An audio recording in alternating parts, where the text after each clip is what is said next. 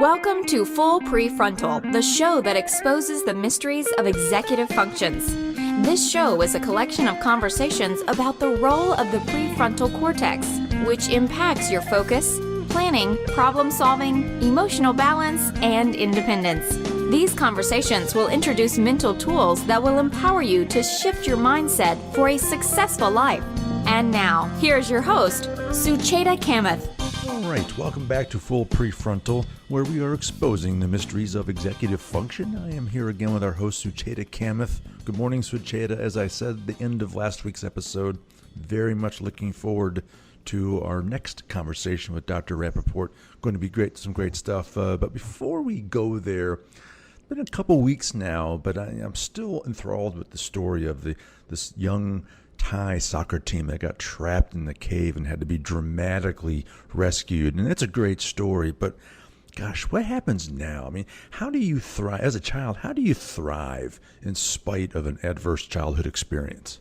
Yes, thank you for mentioning that, because that was going to be my story today as we bring our guest Nancy Rappaport back again. So for those who don't know the story, I'm going to quickly summarize it. And sorry for those who already know. But, Paul was a 25-year-old Thai assistant soccer coach who was known to indulge the kids in exploration nearby and take them on excursions. On July 23rd, 2018, he took the wild boar teammates to the Tham Luang Nang Non caves in the Khun Nam Nang Non forest, which is part of northern Thailand. As the group ventured deeper into the nexus of Thailand's longest cave on Saturday afternoon, a massive downpour caught them by surprise. And as the floodwater rushed through the tiny opening of the mouth of the cave, it forced the group to rush deeper into the caves to a secure and a drier spot, slightly at a higher elevation.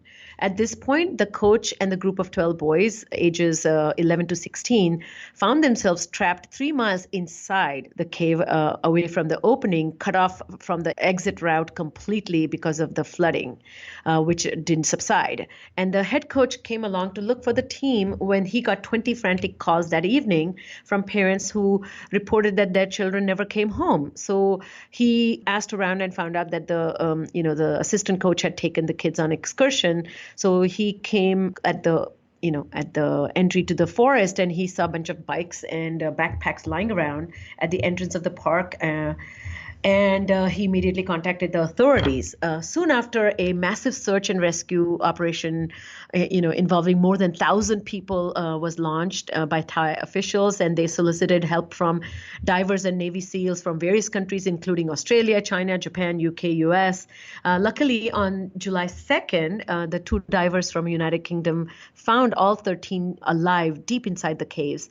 Apparently, the coach kept the kids engaged and fearless during this time, the trying times, and they appeared to be in good spirit without any panic.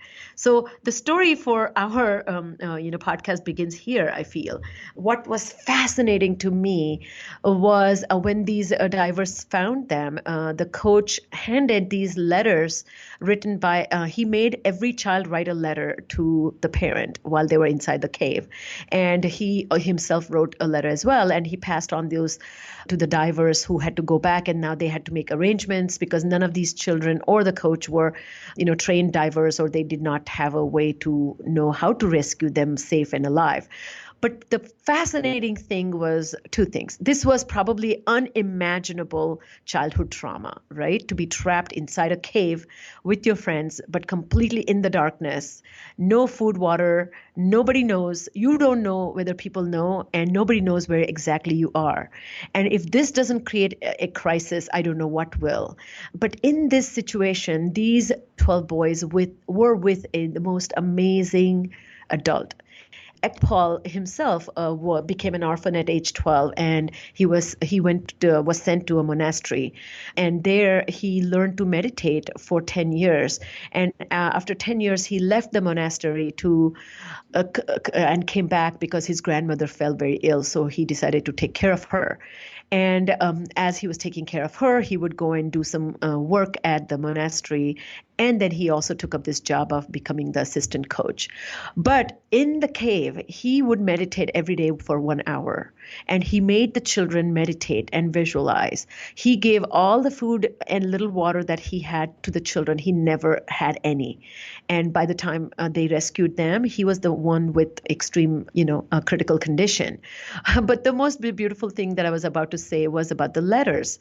These letters, when they were read, one of the child, his name was Bill, which is Akarat, but he went by Bill. He was a 14-year-old boy. He wrote, "Mom and Dad, don't worry that I'm missing for 2 weeks. I will help you at the shop very soon." And there was another kid called Pornchai, T was his nickname, who was a 16-year-old who wrote, "Mom, Dad, brother and family, don't worry, I am happy." Those letters, as I read them, that just brought tears to my eyes. Here are these kids handling the worst adverse moment of their life, and they were with an adult who showed them the light and assured them and brought some sense of peace and optimism that gave them this outlook that I am happy. Can you imagine a child writing, "I'm happy"? Anyway, so this brings us to our discussion today, which is a part 2 of a conversation with Dr. Nancy Rappaport, who is the Associate Professor of Psychiatry at Harvard Medical School.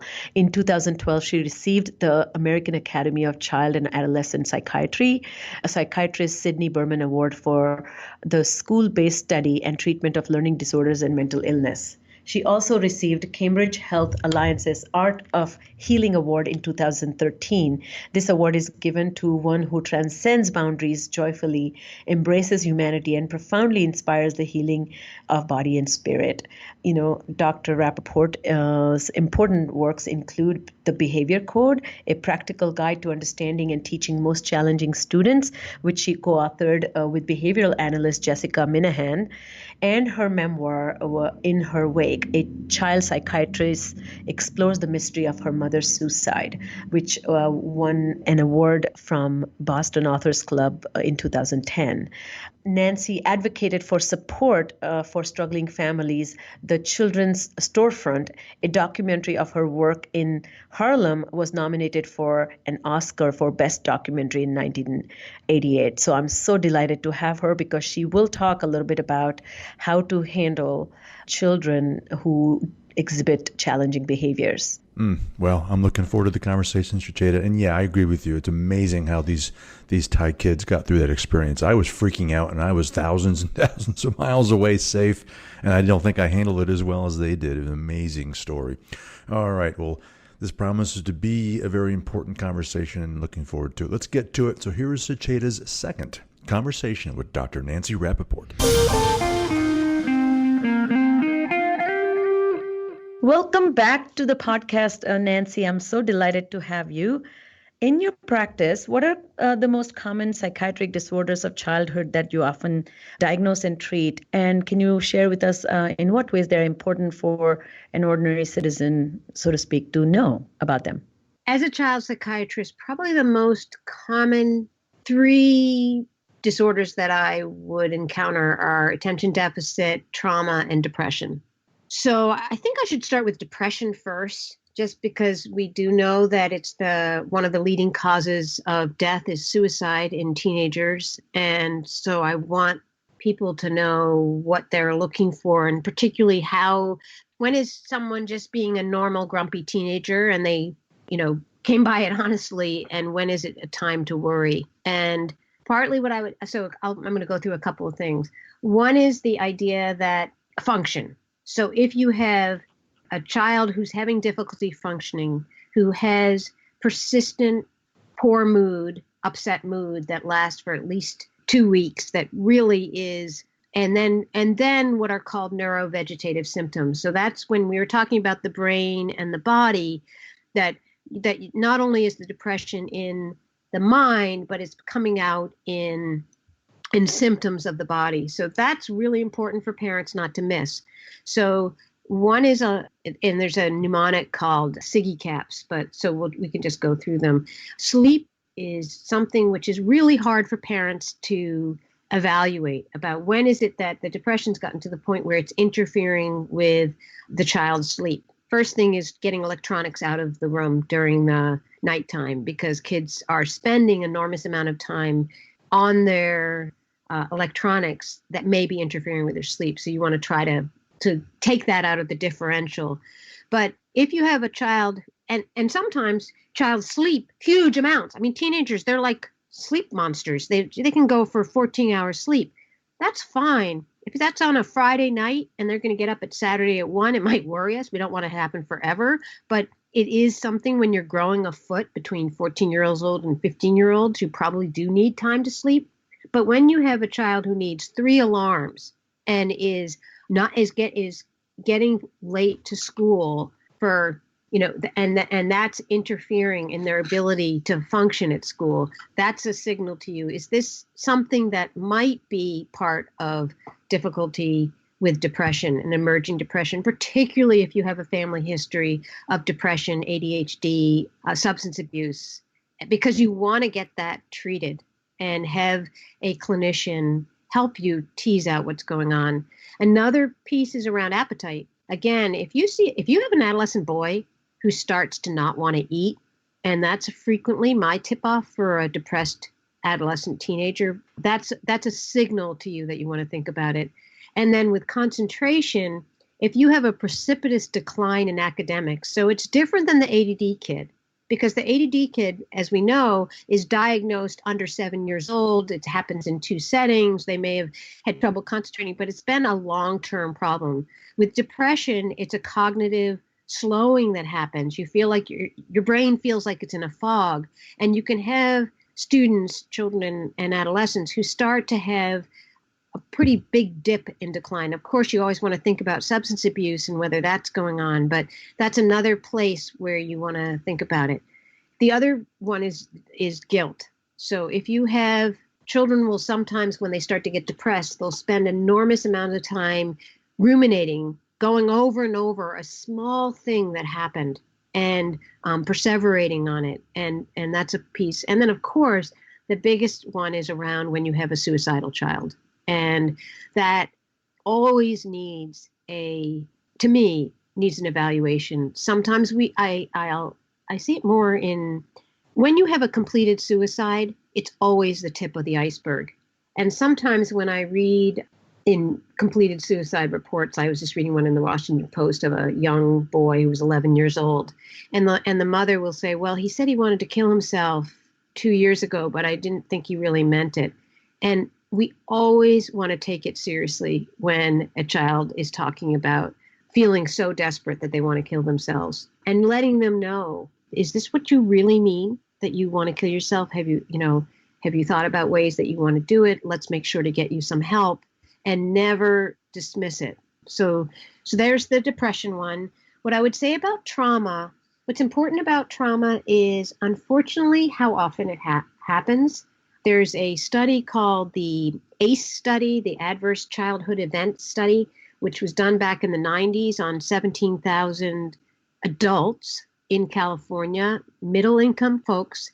And what was so prevalent was over 25% of adults had some kind of significant trauma happen in their life, in their childhood. And why I bring that up is sometimes people think trauma only happens in poor neighborhoods, but we have mental illness, we have divorce, we have suicide, we have lots of things that happen to kids regardless of what economic background they're from.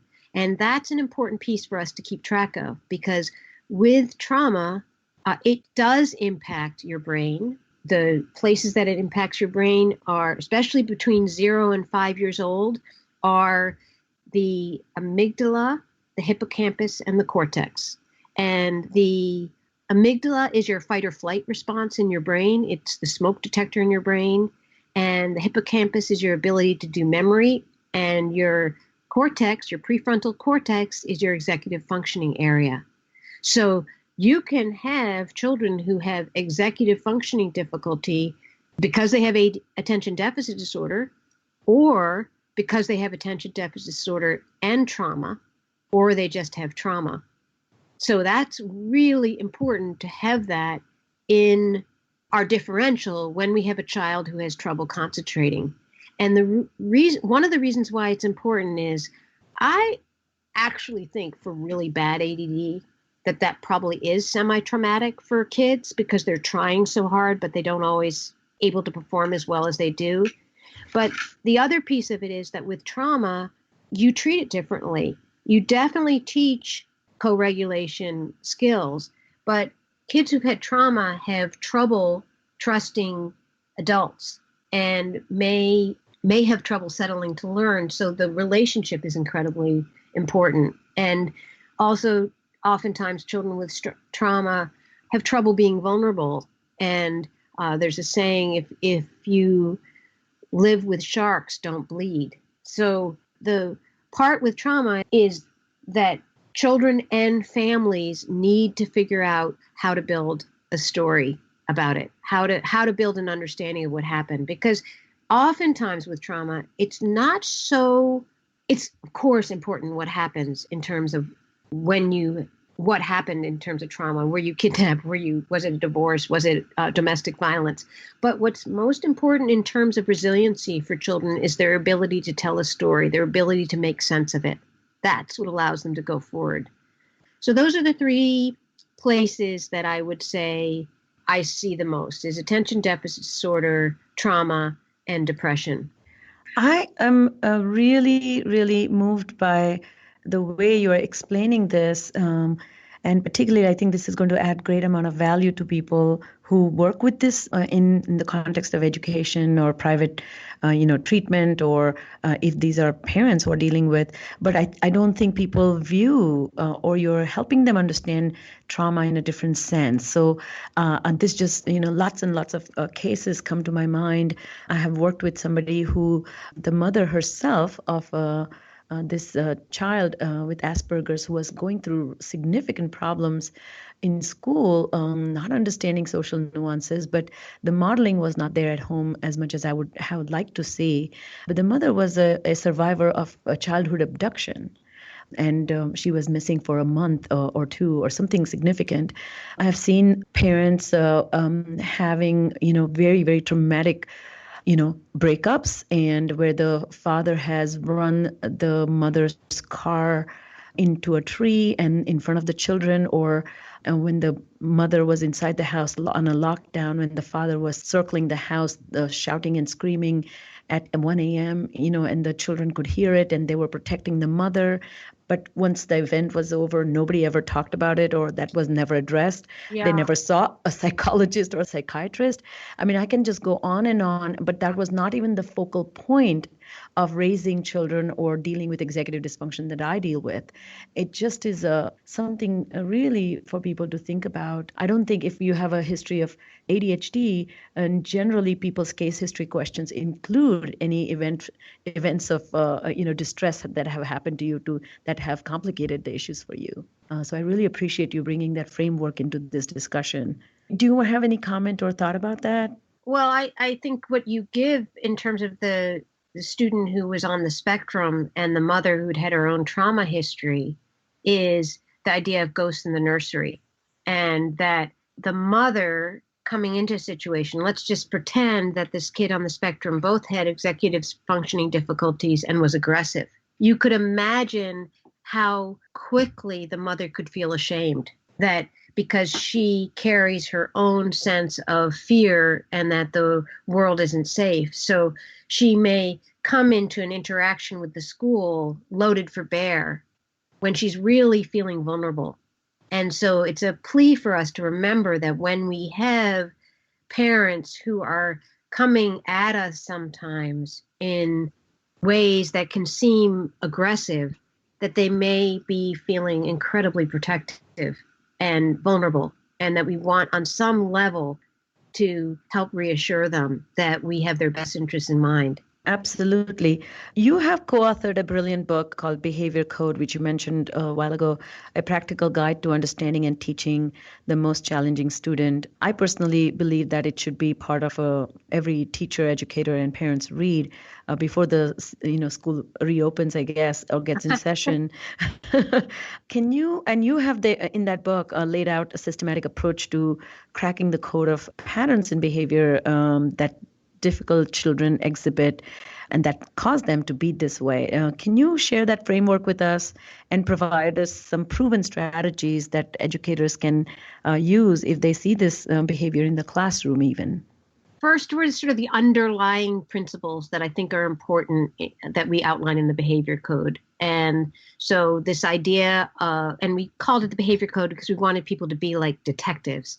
So the concept that behavior is communication. So getting curious about what is the child trying to communicate. The other concept is that the only behavior we control is our own. So that idea of being calm, clear, and consistent, and also being aware of our nonverbal behavior. So that, because think about it, 60% of our communication is nonverbal. So that's a concept that's so important. Then the idea that behavior can be changed, which when you're struggling with a child that has very challenging behavior, you can often feel stuck.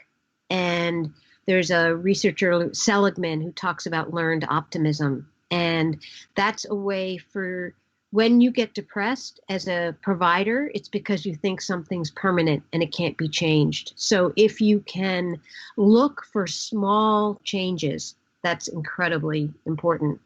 And then what we did was we called it a FAIR plan. And that's partly because educators always have acronyms, but also because many times educators can feel like making accommodations for a kid that's dysregulated isn't fair. And we were like, okay, well, then we're going to just call it the FAIR plan. And I wrote it with a behavioral analyst. And partly I did that because right now in schools, a lot of schools come to a grinding halt when a child's escalated and they say, well, we need to get an FBA, a functional behavioral assessment. How many of you as parents have heard that? And I felt like parents don't really know what that means. And then the behavioral analyst, if they're may come back with all these graphs. And so I wanted parents and teachers to understand, well, what does a functional behavioral assessment mean? And to give them the language that behavioral analysts use. And so F stands for the function of the behavior. And there's a psychologist, Mark Duran, who has like a grocery list of how to think about the function of behavior. And he has 4 different behaviors that he outlines. One is sensory. So it looks good, feels good, tastes good. So that may be a child that's on the spectrum who likes to touch soft things or takes a pencil and puts it near to their eye. The tangible is I want it and I want it now. So that might be somebody who really has a hard time waiting in line going to the cafeteria. And then attention, which we talked about in part 1, but it's the idea that negative attention is fast, efficient, and predictable. And what we want to do, whether we're parents or educators, is ramp up the positive attention. And there's a researcher, Pianta, who talks about banking and the idea that sometimes you can get into these negative cycles and you have to be really conscious of spending positive time. And he says you only need 10 minutes a day and you can turn that trajectory around. And sometimes teachers will say, well, I don't have 10 minutes. How long does it take to evacuate a classroom? About an hour. So finding 10 minutes a day for some of your really tough kids can be really helpful. And we have a suggestion of putting pennies in your pocket. So if you move your penny from one, if you have 3 pennies in your pocket and you're teaching for the day, you move the penny to the opposite side of the pocket to let you know that you've given 3 positive comments for feedback. And then, so we have sensory, I love that. Tangible, attention, and then escape. So escape is the fight or flight response. And that goes back to what we talked about in part 1, where unfortunately, many times, although there's no evidence that suspensions or detentions works, we will send kids home or out of the classroom when they've done an offense. And the problem with that is that you end up reinforcing the behavior. So trying to figure out, and then we spend some time talking about antecedents, behaviors, and consequences, trying to figure out what the antecedents are, what are the things going on before the crisis, before the behavior, and then figuring out how to implement that. And many times, just giving you a cheat sheet, this is the Reader's Digest of the Behavior Code, y'all. So many times the patterns you see are typical antecedents, typical things that happened before where kids struggle is unstructured times, transitions, writing demands, social demands, and novel events. And some parents might say, well, that just about covers the whole day. Yes, but it means also that if you have that kind of cheat sheet, you can start thinking, okay, think about it. When you go to a restaurant and you sit down, the waitress comes over and brings crayons for the kids so they won't escalate and they have something to do. And it's having that kind of future thinking where you walk through a day and you think, what are the things that we need to do to scaffold our irritable child who needs help with transitions? And then hopefully over time you begin to help them think about what it is that they need. So F was for function, A is for accommodation. So there are a whole slew of practical accommodations that can be made in the classroom. Again, this is written in a way. I've spent 23 years working in schools, 23 years sitting in individual ed plans. And many times a parent comes into that setting and there's 8 school folks in a room and 2 parents. And if they're lucky, maybe they have an educational advocate. If they have an educational advocate, they're way ahead of the game. But otherwise, it's a quote unquote team meeting. But parents don't always have the ammunition of what it is that they need for their, in our book, we're talking about kids with oppositional behavior, kids with anxious behavior, kids with withdrawn behavior, and kids with sexualized behavior. They may not have concrete suggestions for what needs to happen. And when we talk about I, which is the interaction, so we have function, accommodation, interaction, and response. Many times we know as parents that there are certain teachers that know how to work well with our child. And then it gets lost. You have this exquisite teacher who understands about transitions, who understands about unstructured time, who understands how to make a demand and then move back, who doesn't ask for things in a question mark, but knows how to be playful, knows how, and your child does relatively well, and then they get to the next classroom and it evaporates. Why don't we document that in individual ed plans? What are the interaction strategies that we know help our child function? Flexibility, making a demand, giving a small amount of time before the child has to do it, not getting into power struggles. So that's the other piece that we encourage. So there you have it. This is Thank you so much.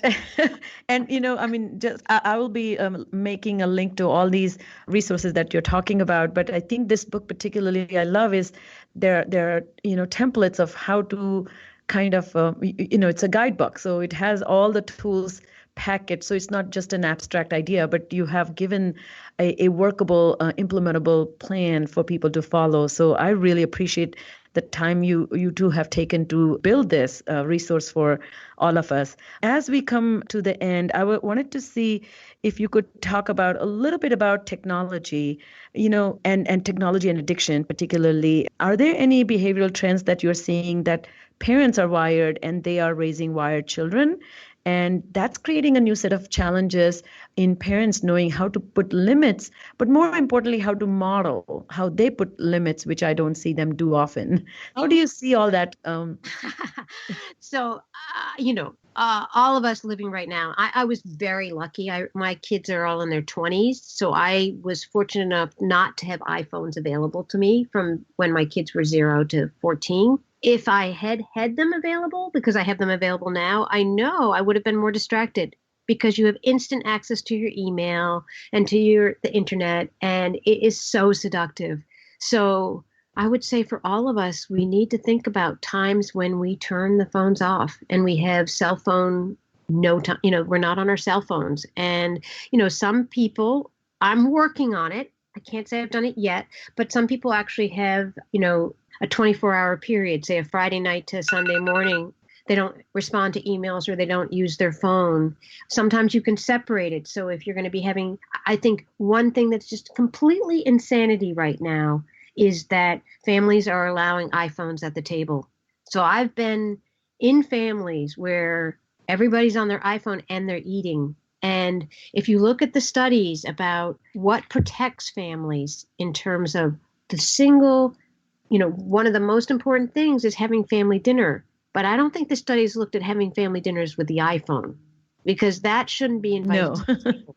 And so that would be a huge, just small thing that we would want to do.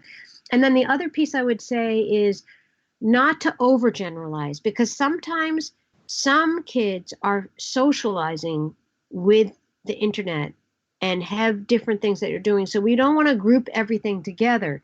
If you have a child, the way I would think about internet addiction is having a sense of what your child is watching, because we know adolescent boys, 60% of adolescent boys are getting onto porn sites, and that is not where I want my child being introduced to sex. So having some sense of where your children are going when they get onto the internet, and then having some open discussions about what are some of the dangers with chat rooms or making connections, and being honest about some of those things. So some of it is also getting informed about that and looking at resources that help to make you feel confident that you can ask questions.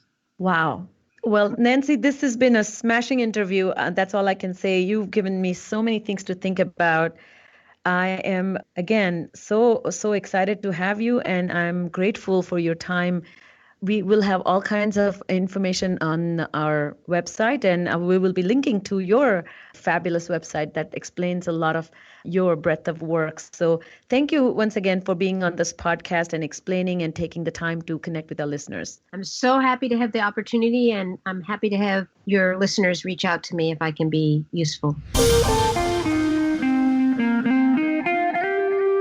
All right, so that was Dr. Nancy Rappaport. Sucheta, your second conversation with Nancy, another impactful conversation. Gosh, where to start? A lot of things to think about here. I guess where I want you to lead us off with is a discussion around common psychiatric disorders of childhood. Yeah, so Todd, I've been in practice for the last 20 years, and I find this very tricky balance that parents, teachers, educators, specialists like me are trying to strive for, that they have a child who seems to be having difficulty in the classroom. The teachers feel there is something wrong. This is not a typical behavior, but it's also not a behavior that can be ignored. The parents have sought some help, including seeking help of a psychiatrist, but they're not most comfortable with a label, or they're not comfortable sharing that label with the teachers. And then they bring in somebody like me, who is an expert, who deals with having to help people develop strategic thinking and strategic processes. And I feel more information that we provide, better it is. So we have a very, very different relationship with psychiatric disorders. If a child has cough and cold, or a child has, let's say, a lump on his head, we will take him to a doctor and we will share that information with the teachers. But when it comes to psychiatric challenges, somehow there's a great reservation and fear. So I just wanted to start off by thinking about what Nancy's talking about, that, just emotions are integral part of developing healthy adjustment to human condition. And, emotional regulation is integral to executive function skills, and it's on a spectrum. Some are really rooted, and some children are very equipped to handle the pressures and setbacks, and some are not. And then some, on the other hand, have genuine disposition to a psychiatric disorder and have a severe unmanageable disorder that needs treatment. So we have to be very cautious of that. For starters, Nancy talked about three main types of psychiatric diagnoses that are most impactful in the classroom and that she sees herself dealing with. They included ADHD, trauma, and depression. And I'm glad that she talked about depression. Adolescent brain is susceptible to depression simply because of the exponential growth that it's undergoing and the hormones, and having to adjust to changing body, changing relationships, and changing responsibilities. So the interesting thing about all these factors that she discussed, that there is a persistent theme which impacts the children and teens. One is the ability to concentrate and think complex. Second is ability to adapt and adjust, or in other words, to take good decisions and solve problems. And third is to ability to socialize, which often, feeling of worthiness, feeling of liked versus disliked, and eventually even getting isolated for not feeling a sense of belonging. The reason I'm mentioning that these emotional states and psychiatric disorders have tremendous impact on a child's ability to succeed and self-regulate. And executive function is your capacity to adjust with and without challenges in your life. And so I feel it's a really important conversation for us to have if we want to really understand executive function. What's interesting about depression, particularly, that it's worth reviewing the major depressive criteria that Nancy talked about, the acronym, SIG CAPS that she was talking about. It stands for S being sleep, which can be increased or decreased. If it's decreased, it's often early morning awakening. And I will attach the website that I got this from so that people can read about it. I is for interest, which is diminished interest in, life's activities and events. G is for guilt or worthlessness. Thought rumination is very, very common. E is for energy. Again, feeling fatigued very easily, decreased energy, dragging around, those kinds of things. C is for concentration, which is difficulty making decisions. In other words, particularly in my work, there's something called cognitive slowing, walking through molasses type of feeling. A is for appetite. As you can imagine, a child without appetite is a teenager particularly without appetite is a really alarming sign, right? A psychomotor activity, which is decreased or increased psychomotor activity, which is also can be concerning. And last but not the least is the suicidal ideation. So these are the criteria she was talking about. In order to be diagnosed with depression, one must have at least 5 of these symptoms present, and these symptoms must last for 2 weeks. So as I mentioned in this point that I'm making, that emotional adjustment is a challenge for everybody. And persistence of these challenging persistence is the key. These symptoms just don't let out, and they are not bound by a situational setback. They are beyond a situational setback. Then we should show great concern. So psychiatrists like Nancy are called to investigate and support and diagnose and treat. Nancy, urges families to weigh the risk and rewards for introducing medication. And I just think it's a complex matter, and we should not take it lightly. I'm so glad to see a movement and openness towards psychiatric disorder, but it's still the person can go through enormous shame when it comes to suffering from emotional setback. Well, we led off the conversation talking about the dramatic rescue of the Thai children's soccer team and talk about an adverse childhood event. Go a little deeper on what is the true impact of something like that.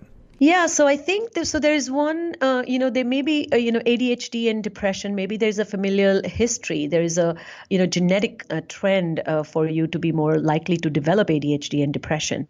But childhood adversity or adverse childhood experience, which is also known as ACE, is not it's a situational challenge. As you saw, it was, in fact, these 12 boys went on a hike. There was one boy who finished the practice and his mother came to pick him up, so he went home.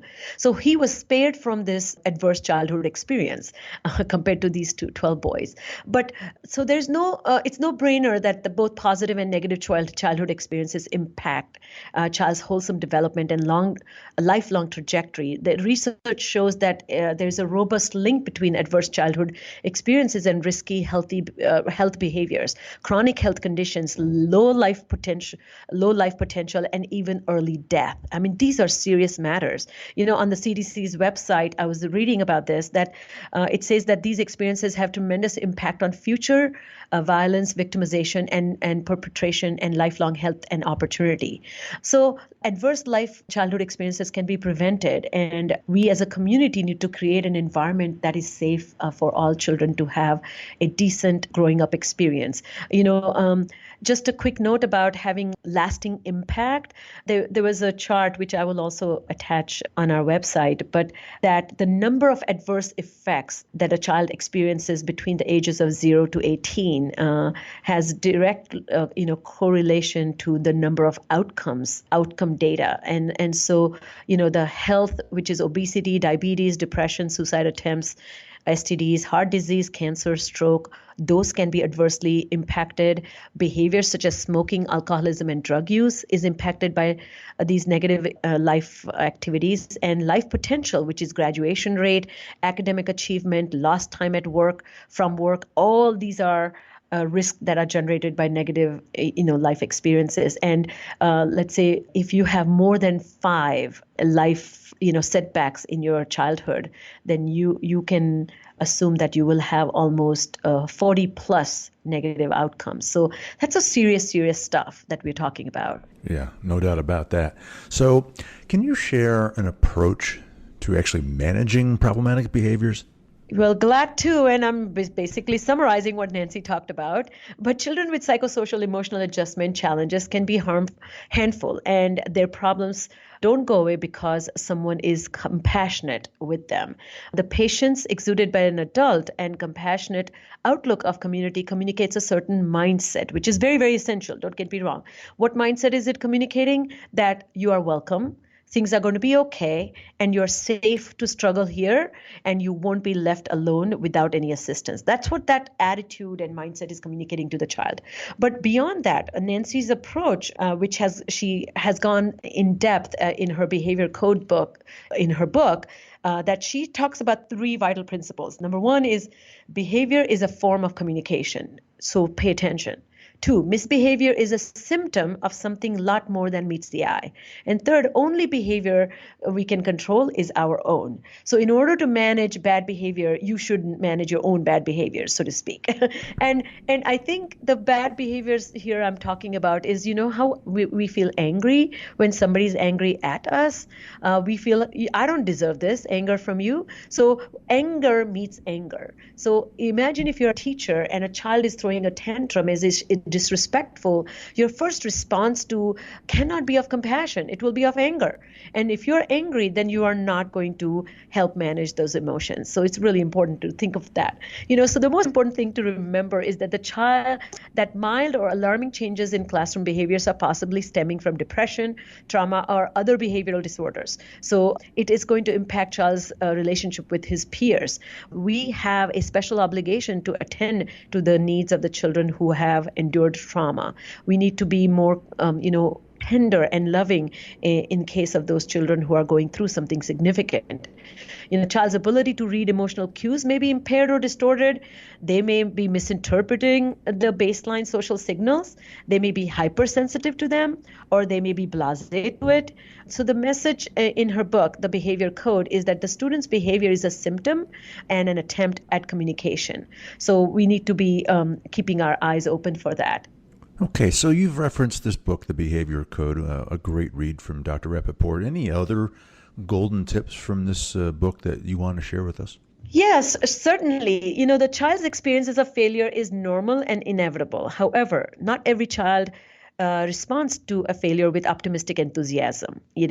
Some in fact exhibit unrestrained, sensational, unacceptable behaviors, which then become the greater source of misunderstanding. During the moments of stress-filled interactions with such children who are either anxious, withdrawn, sulky, confrontational, or even defiant, we must pause and take hold of our own emotions. Nancy, in her book, Behavior Code, proposes something called a FAIR plan, which outlines the step teachers can take to unscramble students' challenging behaviors and initiate a plan that works. So the FAIR is an acronym, which is FAIR. F stands for understanding the function or purpose of that behavior. A stands for problem solving and seeing what accommodation might work. I stands for envisioning interactional strategies, and R starts for carving out responses. So Nancy and her co-author, Jessica Minahan, using the FAIR plan, say that they can elicit more flexibility and patience from teachers as they get the teachers to shift their focus from having the child to move towards less unacceptable behaviors and get to the bottom of these problems. In one of the articles that I read, Nancy wrote, by adopting the FAIR plan, teachers can discover that inappropriate behavior is malleable and temporary. I thought that was a very profound statement that she makes. And she believes that the student can be taught how to thrive using this approach. Yeah, no doubt about that. Fascinating stuff. So, gosh, about out of time, Sucheta. Before I let you go, any closing thoughts that you want to share? Yes, absolutely. I'm probably sound like a broken record, but safe and talking about children, I'm just so compassionate and just champion of children. Safe and stable environments and nurturing and meaningful relationship is the key ingredient to ensuring that all children can reach their full potential. The beauty is that the children who grow up to be healthy and productive citizens, in turn, have a shot at building stronger and safer families and, in fact, communities on their own. And they can create a much well-adjusted next generation. So it is up to us as a neighborhood, community, society, and culture to promote the types of relationships and environments that can help. A difficult child is not a teacher's problem. A child going through difficulty is telling us a lot about his needs, and we need to reconsider that as an urgent matter and as a health crisis or even a human crisis. All right. Well, as we close, Sucheta, let me just say this. If I had to be trapped in a Thai cave, I would choose to have you at my side. Help me through it. You're too kind. All right. Well, that's it for today. On behalf of our host, Sucheta Kamath, and all of us at Cerebral Matters, thank you for listening today, and we look forward to seeing you again right here next week on Full Prefrontal. Thank you for listening to Full Prefrontal, Exposing the Mysteries of Executive Functions. To contact our host, Sucheta Kamath, and learn more about her work on improving executive functions, visit her website at cerebralmatters.com. That's cerebralmatters.com. Tune in next week for the next informative episode of Full Prefrontal.